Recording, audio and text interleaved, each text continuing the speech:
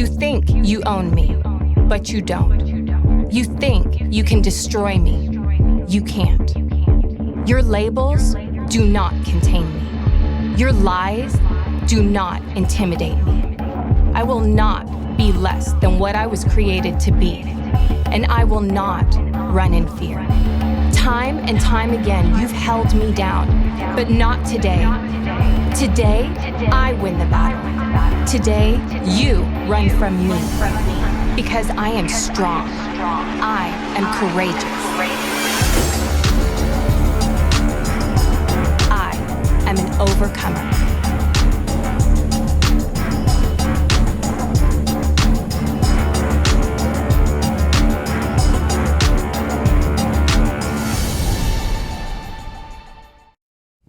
La semana pasada empezamos una nueva serie que la titulamos Vencedores. La idea es poder aprender a ser más que vencedores con lo que Dios o con lo que Cristo nos ha dado y con lo que Él nos ha permitido tener. La semana pasada estuvimos hablando acerca de cómo podemos vencer esa mala costumbre de compararnos con otras personas, en vez de compararnos con aquel que hemos debido de compararnos siempre, que es con Cristo Jesús. Amén. Esta mañana traigo otro tema que podemos vencer, otro tema que podemos quizás, que podamos sobrepasar, y es el tema de la apatía. Y vamos a hablar acerca un poquito de lo que es, de lo que como cristianos debemos ser ante este problema de tener esa apatía por los problemas de otro. A veces, no sé si a ustedes les ha pasado, pero a veces estamos en el Facebook, que es la parte donde ahora tenemos toda la parte de nuestra información. Ya nadie va a la televisión a ver los noticieros, todo el mundo se entera de los problemas a través de lo que en su pantalla del teléfono le viene.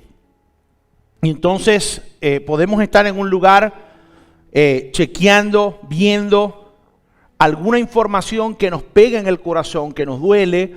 Por ejemplo, cuando nos dicen hubo un terremoto, me pasó ahora el primero, cuando nos dijeron que había habido un terremoto en Japón. En el momento, como cristiano, como hijo de Dios, me duele ver cómo en el mundo están pasando estas cosas, pero de repente llega Martín a la casa, nos ponemos a conversar, se nos olvida y ya nos pasa, ya no nos acordamos más de Japón. Al otro día nos dicen que en el mismo Japón un avión explotó y uno dice, wow, y te vuelves a sentir mal de ver que Japón ha sido atacado 2 veces y ha sufrido en menos de 2 días del año, ya ha sufrido 2 mayores catástrofes, pero igualito al otro día se nos olvida y seguimos a nuestra vida por delante.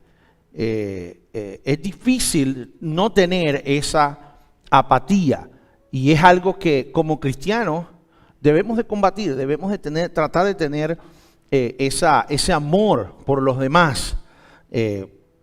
La falta de interés, la falta de pasión. La apatía es lo contrario de pasión. Cuando algo nos apasiona, nos interesamos en eso. Cuando algo nos gusta, cuando algo nos interesa, tratamos de llevar nuestro tiempo invertido en lo que queremos. Nos gusta tener un carro bueno, le invertimos tiempo al carro. Nos gusta vestirnos bien y todo lo que hacemos lo enfocamos hacia lo que nos interesa, hacia lo que tenemos pasión. Entonces, la falta de interés, la falta de pasión, la falta de preocupación se llama apatía. Y el Señor nos habla acerca de esto en la parábola del buen samaritano. Yo quisiera que fueran conmigo al libro de Lucas, capítulo 10, versículo 30 en adelante. El Señor nos cuenta una historia. El Señor nos cuenta, nos empieza a hablar acerca de algo que estaba ocurriendo para abrir nuestros ojos y para ponernos a pensar, para ponernos a analizar, para ponernos a cierta información que quizás pueda hablar a nuestros corazones. Y quizás hoy no le va a hablar a todos al igual, pero por lo menos que salgamos de aquí algunos con un poco de menos apatía. Ese es el objetivo. Lucas capítulo 10 en el versículo 30 dice que Jesús le estaba respondiendo a los discípulos y les dijo: un hombre judío bajaba de Jerusalén a Jericó y fue atacado por ladrones. Le quitaron la ropa, le pegaron y lo dejaron medio muerto al costado del camino. El versículo 31 dice: y un sacerdote pasó por allí de casualidad, pero cuando vio al hombre en el suelo, cruzó del otro lado del camino y siguió de largo. Un ayudante del templo pasó y lo vio allí tirado, pero también siguió de largo por el otro camino. Padre, te alabamos y te bendecimos y te damos gracias por tu palabra, Señor. Gracias porque a través de ella, Padre, tú hablas a nuestros corazones y nos dejas saber qué tan importante es aplicarla en nuestros corazones y en nuestra vida. Señor, te pido en el día de hoy que tú puedas hablar a la mayoría de los corazones que estamos aquí representados, Señor. Padre, y que podamos aplicar, no solamente discernir y entender, sino aplicar esa pasión, ese interés que debemos de tener como hijos tuyos. En Cristo Jesús oramos. Amén y amén. Una de las imágenes más poderosas de la apatía es: eso no es mi problema. Mejor no me meto yo en camisas de 11 varas, yo sigo para adelante.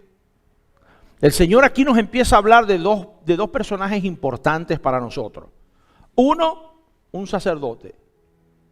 O sea, estamos hablando de una persona que conocía la palabra, una persona que tenía conocimiento del Torá, era predicador, era sacerdote, pero él estaba aplicando lo que sabía. Estaba aplicando la misericordia, estaba quizás aplicando la pasión que Dios le había puesto. Dice que era un sacerdote y prefirió cruzar del otro lado y dejar al hombre medio muerto sin saber ni siquiera quién era, sino seguir adelante. Y luego nos describe, no es una persona normal, también nos describe que era un ayudante, que era alguien, un levita, que era alguien que estaba dedicado a la ayuda en el templo, en la sinagoga. Y volvemos a ver el mismo resultado. Vemos que también prefirió dejar a un lado a la persona necesitada y simplemente no meterse. No vale la pena, quizás esa persona dijo, no vale la pena el esfuerzo que yo deba de hacer. O quizás me pongo en demasiado riesgo en tratar de ayudar a otra persona. No sé si usted, en mi país, usted está quedado en la calle y usted le pasan por al lado y ni lo miran. Porque prefieren decir, es un riesgo porque no sé si me van a atracar. No sé si es alguien que se está haciendo pasar por alguien que necesita ayuda para después robarme. Entonces, a veces la apatía nos dice, no vale la pena parar. Te puedes poner en riesgo. Puedes perder tú más que la persona. Es demasiado. Hermano, corremos con una epidemia de apatía. Todo el mal que el mundo está dando nos está llevando a sufrir de una epidemia, de una enfermedad llamada apatía. Nos están llamando la generación del, como diría Josué, Mira, está pasando tal cosa. Mira, si ayudas a esta persona, te pueden... mejor no. Sufrimos de ese mal. Ahora, ¿por qué no nos importa cómo Jesús nos llama a que eso nos dé importancia? ¿Saben una cosa? A veces el volumen de información que nos llega es tan abrumador que no logramos tener apatía por ninguna de las informaciones que nos están dando. Es tanta la información que nos está llegando por medio de nuestros teléfonos que ya no podemos preocuparnos por esto cuando nos ha llegado otra que tenemos que también preocuparnos. Y nos llega otra, y nos llega otra. Terremoto en Japón. Un avión chocó en Japón al otro día. Que si el gato cayó en un agujero. Usted, no sé, yo no sé si usted ha visto Primer Impacto, pero todo lo que es Primer Impacto es una información negativa tras la otra, lo que está pasando en el mundo. Todo, una detrás de otra, lo que hace es que empezamos a tener apatía por las cosas. Nos sentimos que es imposible que nosotros hagamos un cambio. A veces nosotros decimos, ok, pero ¿qué puedo hacer yo? A mí me da risa, y yo se lo he dicho a muchas personas, porque en Venezuela empezaron a hablar, empezaron a quejarse de los derechos humanos. Estamos muriéndonos de hambre y nadie hace nada. Y yo a esas personas les decía, y hace 10 años, ¿qué hacías tú por los niños de Biafra? Porque Venezuela no sabía que en Biafra habían niños muriéndose de hambre. Pero ahora, como ellos son los que se están muriendo de hambre, ahora sí el gobierno internacional, las organizaciones internacionales tienen que hacer algo por los venezolanos, nos estamos muriendo de hambre. Pero ¿qué pasaba hace años atrás? Cuando los niños de Biafra siguen muriéndose de hambre. Y ellos no sabían ni siquiera dónde quedaba Biafra. Porque no nos importaba. Porque había apatía. No nos importa.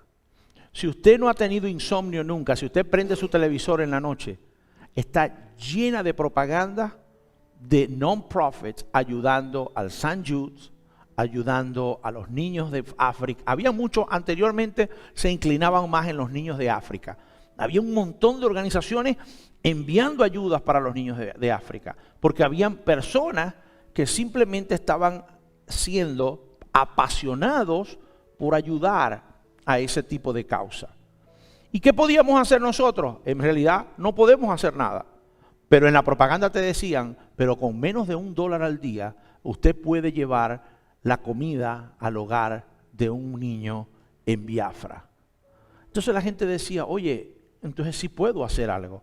Quizás yo solo no, pero a través de esta organización, si yo doy $1 diario, que son $30, puedo ayudar a que en el mes una familia de Biafra pueda comer. Y la gente se animaba, porque se daba cuenta que solo no lo podemos hacer, pero que a través de la ayuda de una organización podíamos hacer una diferencia. A veces el pensar que somos solos, a veces el pensar que nosotros no podemos hacer la diferencia, nos hace llevar a una apatía. Es difícil que nos preocupemos por mucho, que nos preocuparnos mucho por algo sobre lo que no podemos hacer. Ahora, pero podemos hacer algo. Podemos unirnos y hacer lo que Dios nos ha llamado a hacer. Ahora, es difícil porque,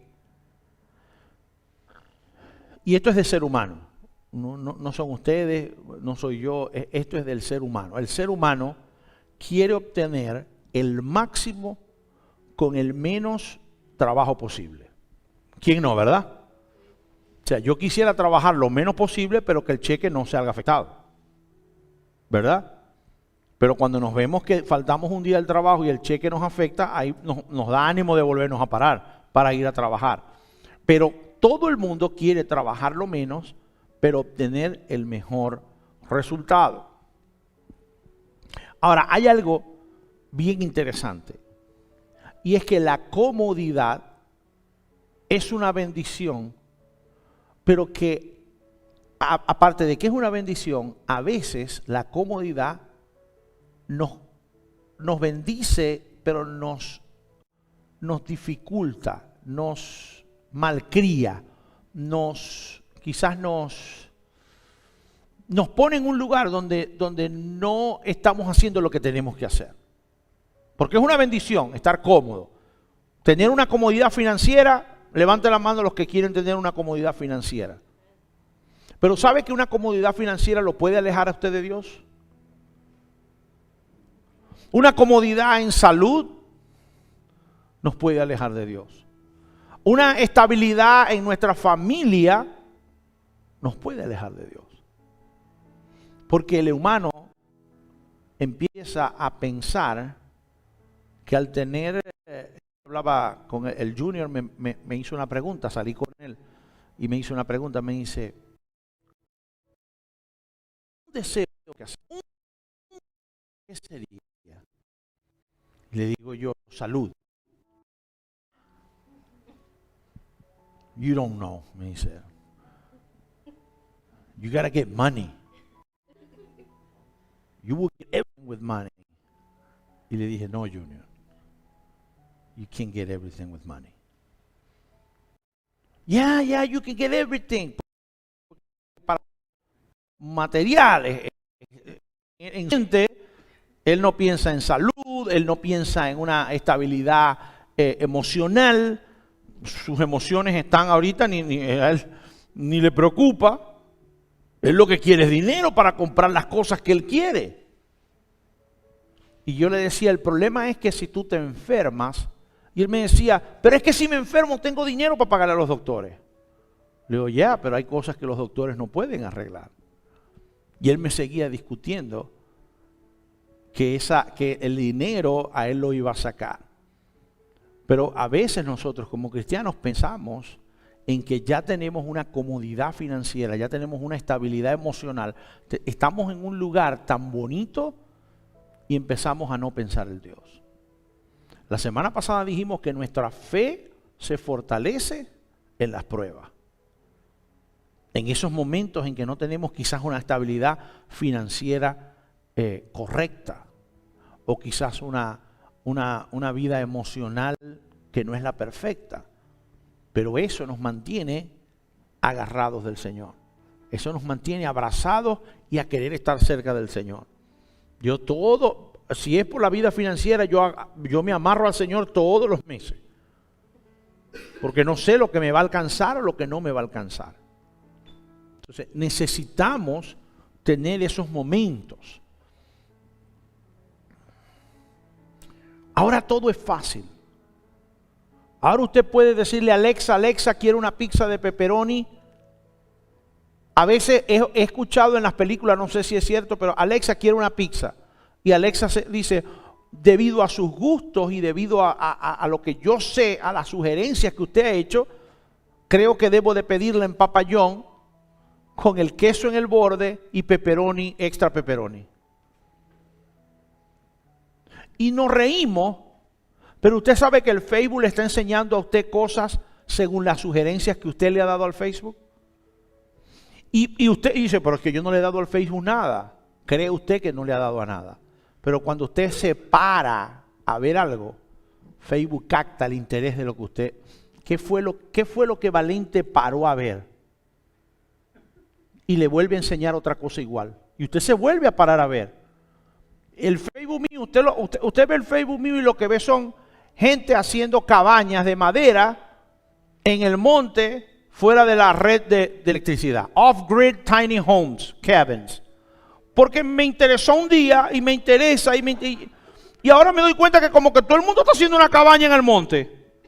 Porque son gente distinta, gente que está haciendo unas cabañas en invierno. O sea, ya el challenge no es hacer la cabaña. Ahora la van a hacer en medio invierno. Y digo, ¿por qué no esperarán en verano para hacerla? No, se van en pleno invierno a hacer una cabaña. Pero es porque Facebook se ha dado cuenta de donde yo me he parado y donde he estado más tiempo viendo.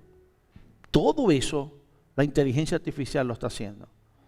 Entonces, esa comodidad que hemos tenido es buena. ¿Cómo no va a ser buena que yo diga, Alexa, o sea, yo voto a Yané? Si Alexa me permite hacer todo eso, yo le digo, no, Yané, ya no te necesito.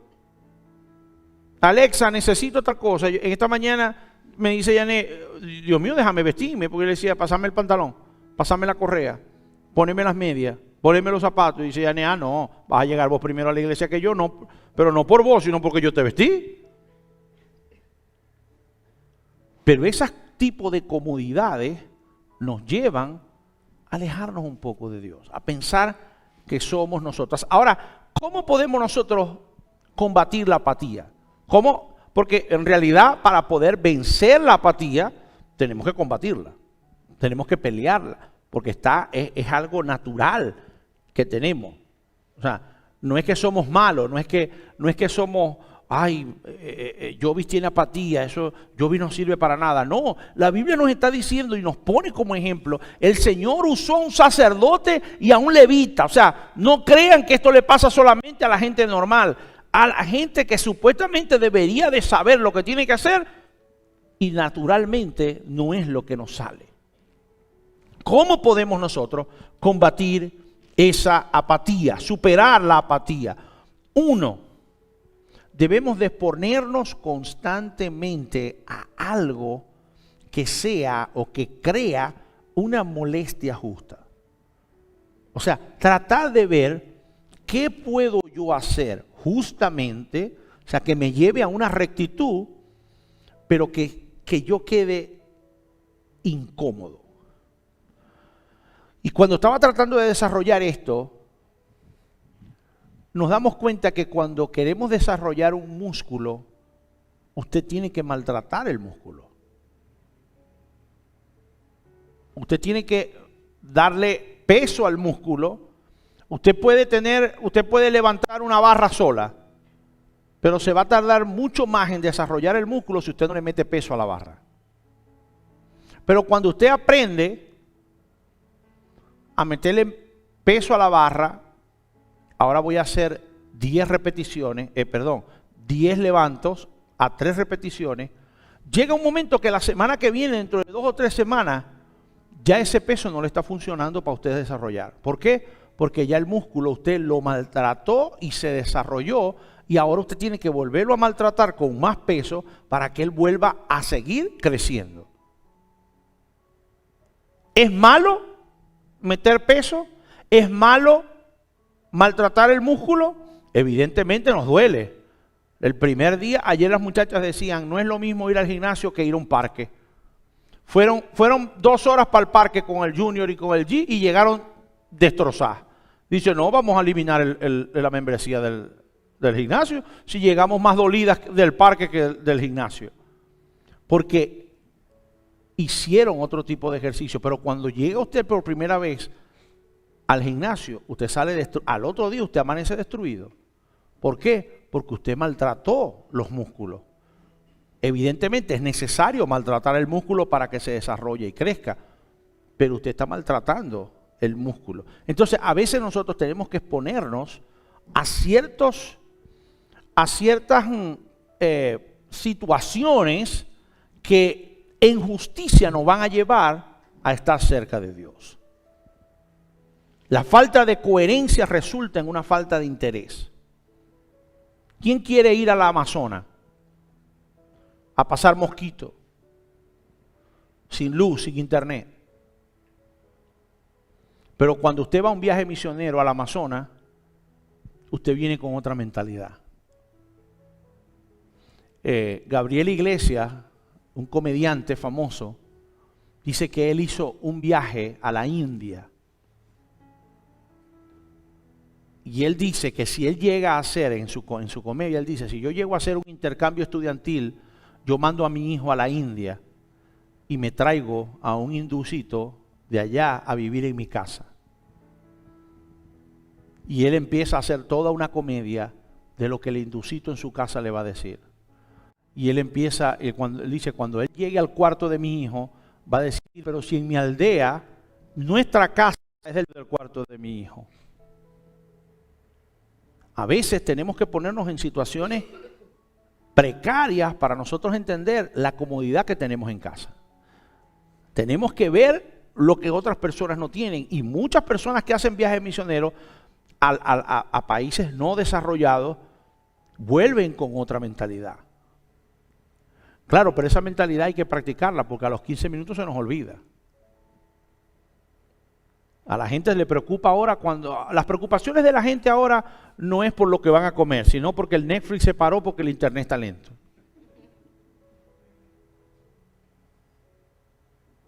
O porque el aire no está enfriando mucho. ¿Por qué? Porque no nos percatamos que hay otros sitios donde ni siquiera hay internet y donde ni siquiera hay aire acondicionado.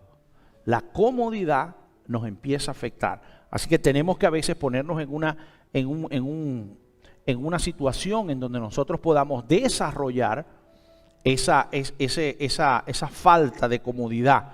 La apatía se convierte en pasión.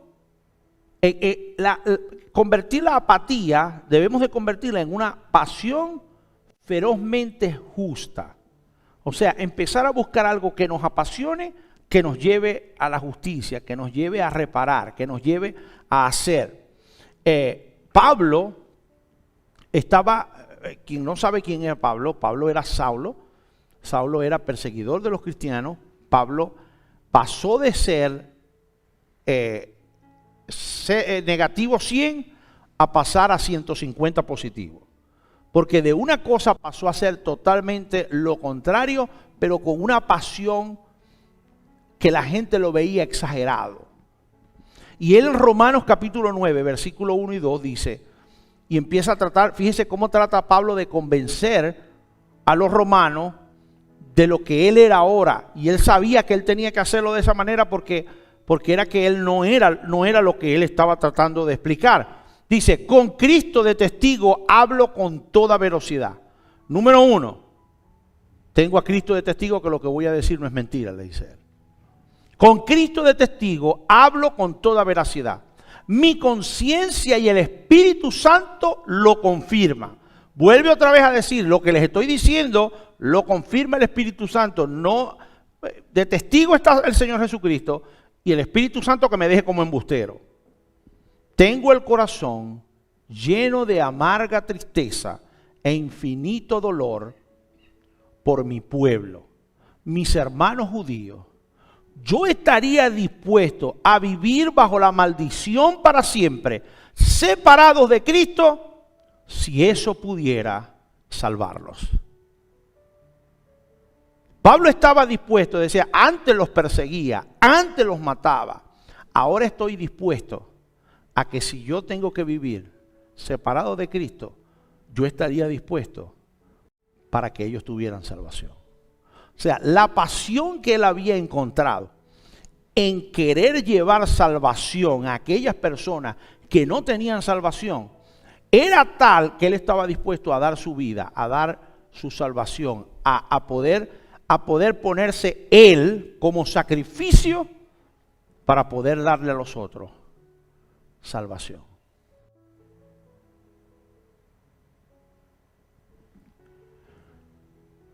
Pablo estaba dispuesto a darlo todo. ¿Cuánto nos preocupa? ¿Qué podemos hacer? ¿Qué tanto podemos o estamos dispuestos a hacer? Evidentemente, todo el mundo quiere hacer lo menos posible y tener el resultado mayor. Y por eso es que la propaganda en la noche de San Jude dice, usted con menos, ahora es menos de $1, porque creo que ahora es $28, algo así. Ahora te dicen, por menos de $1 al día, usted puede hacer una gran diferencia. Pero es para dejar ver, señores, solo no lo puedes hacer. Con $28 yo no puedo hacer nada mensualmente. Pero si yo pongo 28 y vos pones 28 y vos pones 28 y vos pones 28, podemos tener una organización que pueda darle ayuda a niños con cáncer. Es tratar de sacar a la persona de esa apatía. Bueno, yo sé que hay niños con cáncer, yo sé que están sufriendo, pero en realidad como yo no puedo hacer nada. Hay Ronald McDonald. Pero es que McDonald's tiene mucho dinero. No, Ronald McDonald tiene una cajita plástica en el drive-thru donde usted allí pone el vuelto que le dan, usted lo tira allí. Y parte de eso, de todo lo que Ronald McDonald hace con los niños del cáncer, lo hace a través de la ayuda que las personas dan a través de lo que tiran allí. Vaya a McDonald's y vea una cajita, no sé si todavía las hay, pero hay una cajita plástica ahí en toda la ventana del drive-thru para que cuando usted le den el vuelto, usted lo que le den ganas es de tirarlo allí. Porque usted no tiene dónde ponerlo en el carro. Y Ronald McDonald con esa ayuda puede hacer. ¿Qué es lo que nosotros como cristianos debemos entender? Es que solo no lo podemos hacer, pero que el pueblo cristiano, la iglesia, que somos todos, podemos hacer la diferencia. Podemos dejar o combatir esa apatía y convertirla en pasión. ¿Cómo? Creo que es muy importante que quizás podamos centrarnos en algo. Y por eso es que existen personas que se preocupan por los niños del cáncer, pero hay otros que se preocupan por la capa de ozono, y hay otros que se preocupan por los indios en el Amazonas, y por eso es que hay, ¿por qué? Porque debemos de simplemente centrarnos en algo. En lugar de marcar una pequeña diferencia en muchos lugares, podemos marcar una gran diferencia en un solo lugar. En un solo lugar. A veces queremos hacer daño, a veces queremos tumbar una pared y empezamos a picotear en varias partes y no estamos haciéndole daño. Pero si usted agarra el cincel y lo pone en un sitio y se enfoca en ese sitio, llega el momento en que usted hace el daño porque se está enfocando centralmente en ese sitio. Es importante que como cristianos escojamos un sitio, escojamos algo, que nos enfoquemos en un área en que nosotros podamos hacer el mayor daño justo, un daño justo, una diferencia en lo que estamos haciendo. ¿Cómo podemos hacerlo? Unidos. Jesús estaba enfocado y decía, vengan y que vengan para que tengan vida y que vengan para que tengan vida en abundancia. Pero ¿qué es lo que estaba tratando Jesús? Era de dar vida, de eliminar la muerte espiritual y darle vida al ser humano. Y él decía, yo quiero que vengan para darles vida. Yo soy el camino, la verdad y la vida. Y nadie viene al Padre si no es a través de mí. Él estaba hablando de el camino, de la verdad y de la vida. Pero esas tres cosas tenían ¿cuál era el propósito? Era llegar al Padre a través de él. Entonces, enfocarnos quizás de maneras distintas. Yo hago esto, yo hago aquello, este limpia, este pinta, aquel hace esto, pero que con un propósito, y es que la iglesia trate de alcanzar la mayor cantidad de personas que vengan a los pies de Cristo. Entonces, enfocarnos en algo. Jesús estaba enfocado.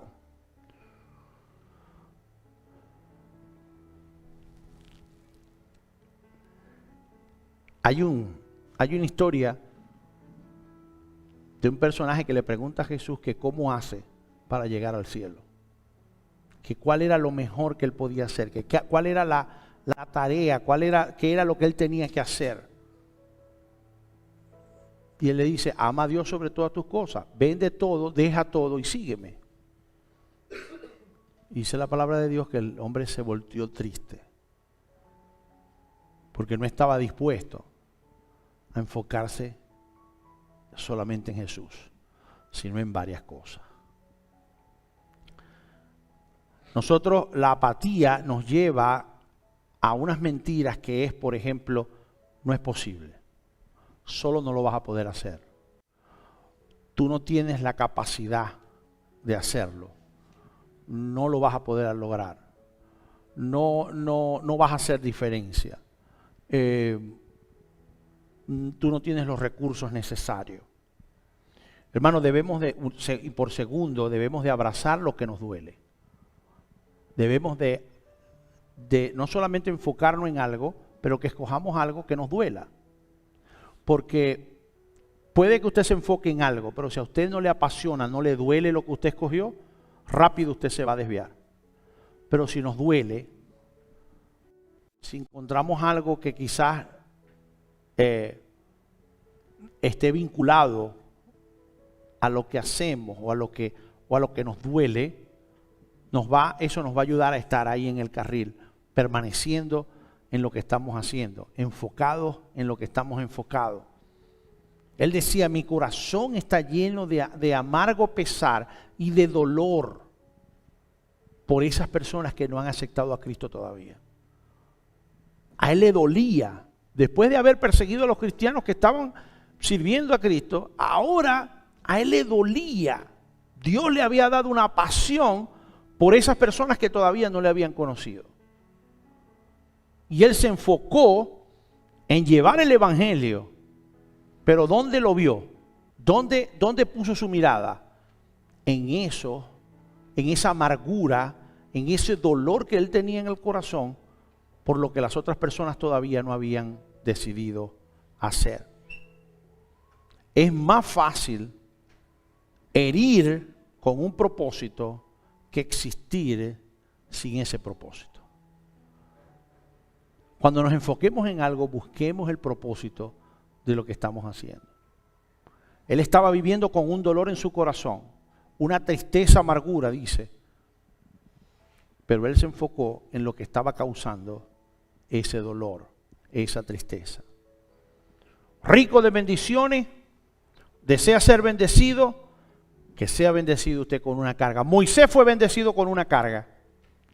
Dios le dio la carga de que viera a su pueblo sufrir, de que viera a su pueblo estar pasando por situaciones que él le despertaron en él poder decir, deja a mi pueblo ir.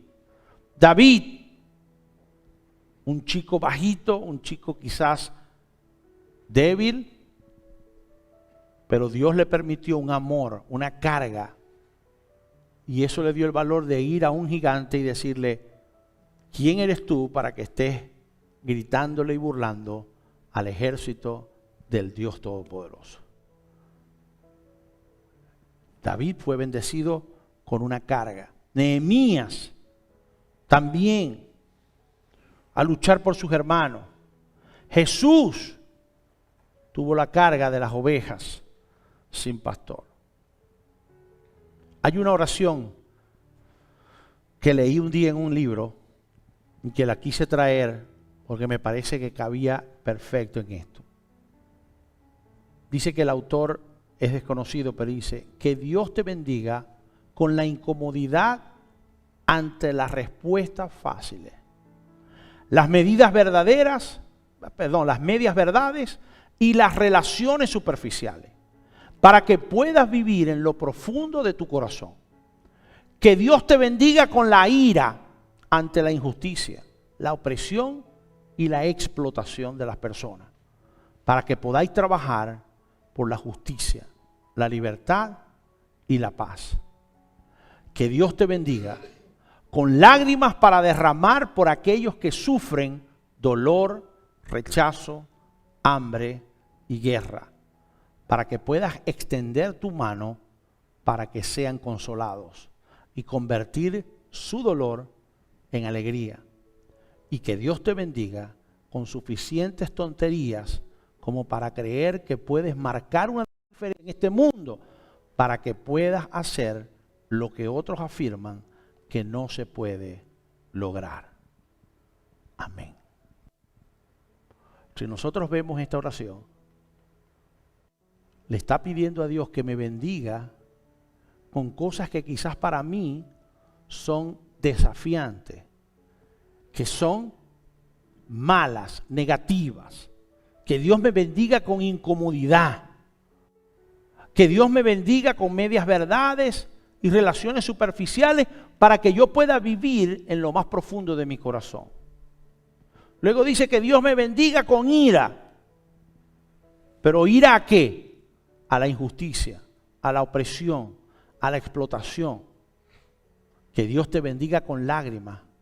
¿De verdad usted quiere ser bendecido con lágrimas? ¿Quién quiere llorar? Lo que menos queremos es llorar. Pero Él dice, Dios te bendiga con lágrimas para derramar por aquellos que sufren. Para que tengamos compasión. Para que no seamos apáticos. Para que podamos vencer esa apatía. Yo quisiera que usted cerrara sus ojos en esta mañana.